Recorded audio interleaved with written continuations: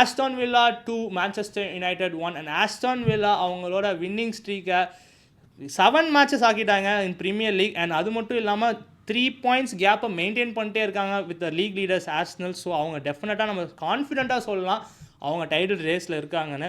And முக்கியமாக இந்த மேட்ச்மே Morgan Rogers ஷோன்னு சொல்லலாம். பிகாஸ் பிரேஸ் அடித்து ஈஸியாக இந்த கேமை ஜெயிக்க வச்சுட்டாரு. ஏன்னா அவர் அடித்த 2 கோலுமே கிட்டத்தட்ட சிம்லர் பேட்டர்ன் தான். அந்த செமையாக வந்து கேர்லர் அடிச்சிருப்பாரு. அண்ட் முக்கியமாக அவரோட இன்ஃப்ளூயன்ஸ்னாலேயே இந்த கேம் வந்து ஜெயிச்சிருப்பாங்க. குன்யா வந்து யுனைடெடுக்கு நல்லா ட்ரை பண்ணியிருப்பார், அவர் ஒரு கோல் அடிச்சிருப்பார். அண்ட் முக்கியமாக மான்செஸ்டர் யுனைடெட் ஃபேன்ஸுக்கு ஒரு வரியிங் சைன்ஸ் என்னென்னா, அவங்க கேப்டன் ப்ரூனோ ஃபெர்னாண்டஸ் வந்து 40th மினிட்ல இன்ஜுரின்னு சொல்லிட்டு வெளியே போயிடுவார்.